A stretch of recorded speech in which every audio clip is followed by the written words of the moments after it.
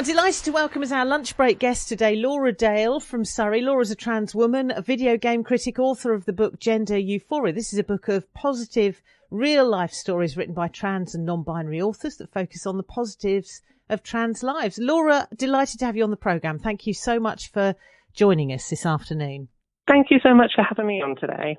Now, I love the idea of your book because actually, and as you point out, sometimes we don't focus on the positives. There's a lot of debate that has been going on quite recently that can turn quite nasty. Tell us about your book.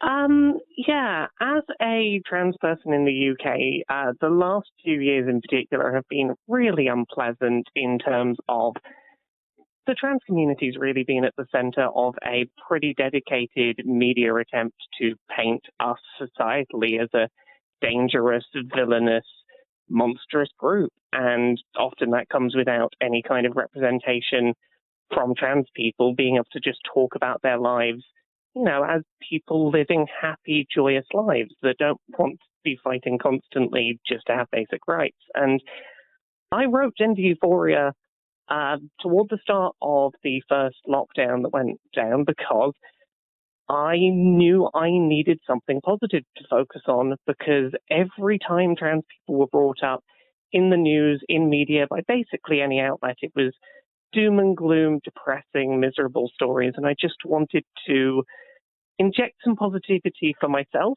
but also for the huge numbers of other trans people out there who needed some positivity at the time.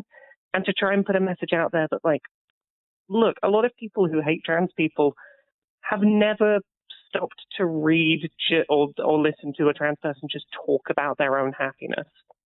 It's interesting what you say, because I can think of two guests that we've had on fairly recently, two trans guests, and actually both had really interesting and quite moving stories to tell.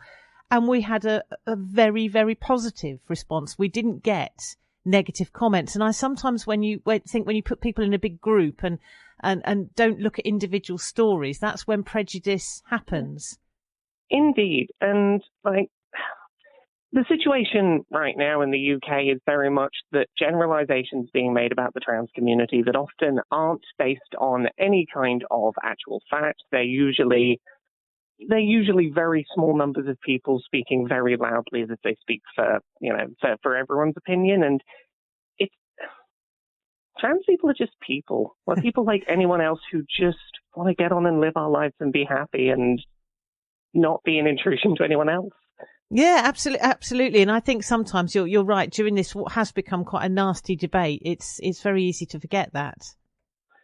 Indeed. And one thing that I think is really important to know, and for anyone who's listening to this who isn't trans, who has been aware of this whole, debate that's been, or debate, quote unquote, that's been going on, so many of the things that anti-trans voices will bring up time and time again as if they are big, huge deals that the trans community are upset about or things that the trans community is demanding are not really. They're not things that in general the trans community cares about. The things that we care about are small changes that have been done in other countries that have had measurable impacts and made things better in other countries, that the UK measurably, the general population stands behind the kind of changes trans people want.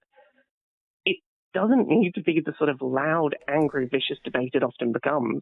It's interesting because I think sometimes this is a little bit of a generational thing as well. So my daughter, who is 15, has friends who are trans, which would never have happened when I was at school because it wouldn't have been something that people would have felt comfortable enough about to talk about. So that is a huge step forward. But then I mentioned that I have spoken to people on the programme and they've shared their stories with me. And as a response of one of those stories, I had an email from somebody who he's telling me about the astonishingly difficult experience that he has had.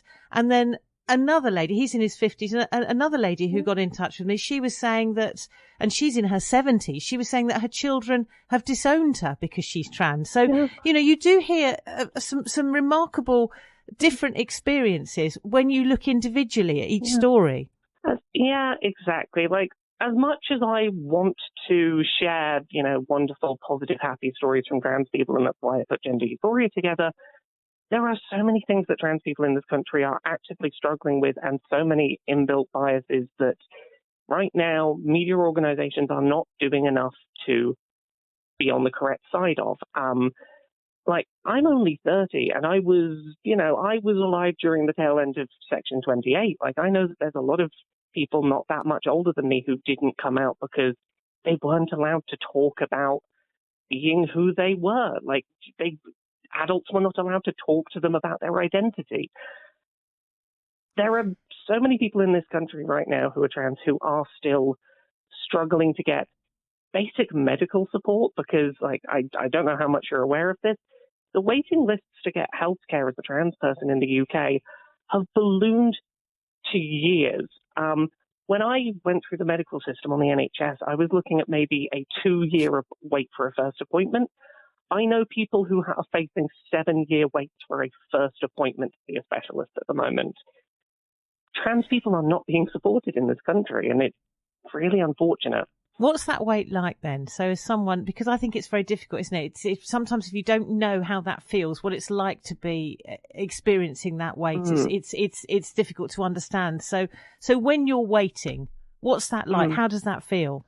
Well, I can talk about this from the perspective of someone who, I came to the NHS in my mid-teens, having come out as trans and seeking support, and even a couple of years of waiting without any kind of medical intervention was hugely distressing because I was still going through puberty when I came out. And testosterone makes changes to a body that are incredibly difficult to undo once they've happened. If I could have had the support to have puberty blockers to prevent testosterone doing any more changes to my body than it did, that would have really saved me a lot of pain and suffering because I spent 2 years knowing what I needed to feel better and having to watch my body keep changing in ways that were deeply uncomfortable without so much as a first conversation with someone who could help. That is not an acceptable way for the trans community to have to be in this country. It's interesting, isn't it, Laura? Because I know a lot of people are quite anti any kind of intervention or treatment before 18 because they say, well, actually, what about if you change your mind later on, as has been reported? Did you ever, was there anxiety that you were going down a path that may later on have regrets, or you just knew? Look, for me, I knew. I was very confident in what I knew. I inherently knew myself well enough to know what was right for me. But equally, there's a lot of fear-mongering around medical interventions for under 18s. And all I will say to this is testosterone blockers or puberty blockers, largely the changes they make are very reversible. If, you're on them for a while and you reach 18 and decide that you want other treatments, that's great. And if you don't, you can come off them. Things will go on as normal. But the regret rates for transition-related healthcare are so much lower than so many other conditions that we don't gatekeep away from under 18s. We allow people under 18 to consent to a lot of things to do with their own healthcare that have higher rates of regret or higher rates of issues than transition. A lot of the reason that transition is treated differently is because being trans is seen as a negative outcome. I want to hear more about your story then. So what was it like when you came out as trans? Did you experience any negativity, any prejudice from your friends and family? I experienced a lot of prejudice in the run-up to coming out. I was always the kind of person at school who, the fact that I was not like my male peers was very clear, and that was very much picked up on right from moment one. My family have been very, very good about my transition. They've been very supportive. The main difficulty they had is I came out over a decade ago now, and there was a lot less information at the time and a lot less awareness, a lot less visibility of trans people. My parents struggled a little at first with simply not knowing any trans people and only seeing trans people as a mysterious, not great force in the world that they knew nothing about. They took some time, but they eventually came around, and they've been incredibly wonderful and supportive. And at this point in my life, everyone around me is very, very welcoming of me and who I am. I went out for a drink the other day with a lovely friend of mine who is trans, and I don't think of her as trans. I just think of her as who she is. And is that wrong? Should do you sort of get to the point where you think, right, I'm just me. I'm just Laura. I'm not trans. I'm just a person. I 100% think that should be the case, and I think that some of my favourite friendships are friendships with people who've never brought up or acknowledged my trans status. In a perfect world, I would just be Laura. But the problem is that right now I live in a world where constantly my existence legally as a person is at risk. And I can't just be myself because I have to spend time, advocating for improvements to my own ability and people like me's ability to live happy lives. Do you think it is going to be easier? Are you sort of a pioneer in lots of ways? In that, I talked about my daughter who has a trans friend, and do you think that generation will have it easier? Do you think that those that have gone before, that have experienced the prejudice and the difficulties, will mean that younger people aren't going to have these issues? I definitely think that there is going to be an easier time for the generation that's to come, and I think that's wonderful. If you look at things like the improvements in representation, the improved availability of information about transition, the improved access to things like having role models who are older than you that can show what a happy future can look like, means that there's going to be a positive future. And I think very specifically, like, something that I really want to hammer home is most people in the UK today do support trans people and do support the specific rights that trans people are asking for.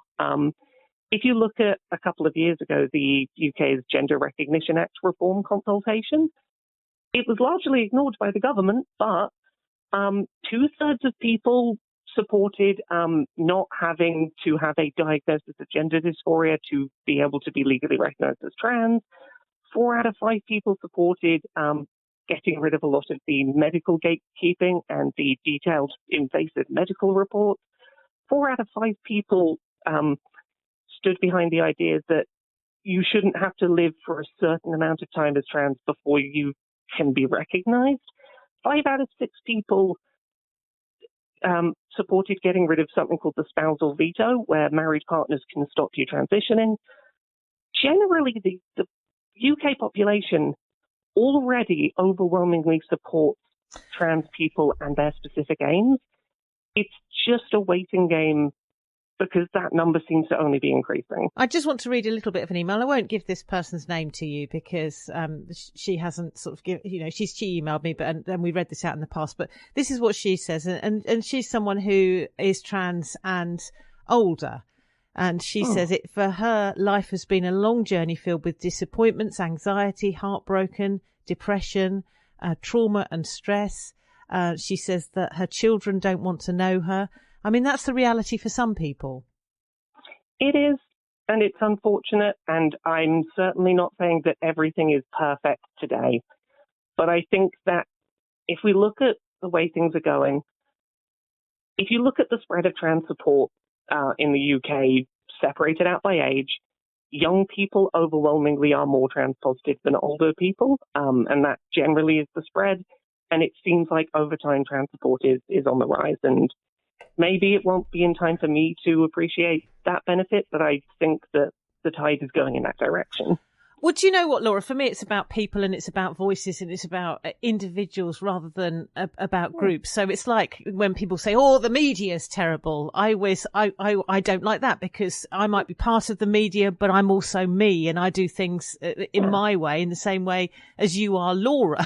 And I love the sound of your book. So tell us how we can read more and find out more, because this is a lovely book of real life stories, which is exactly the kind of thing I love. Exactly. Well, if you search Gender Euphoria on basically any place that sells books, you can pick up a copy. There's more than 20 different trans and non-binary people in there have contributed stories, all of whom have really poured their heart and soul out into just sharing wonderful, wonderful aspects of themselves. Well, it's been a real pleasure having you as our guest of the day, and I hope we can speak on the radio again at some point in the future. Thank you for being my lunch break guest, Laura. Thank you very much for having me. Thank you. Good to talk to you. Laura Dale from Surrey. If you'd like to see more, her book is called Gender Euphoria, Book of Positive Real Life Stories. It's written by trans and non-binary authors, focuses on the positives of trans lives. Coming up to 24 minutes past 1 o'clock.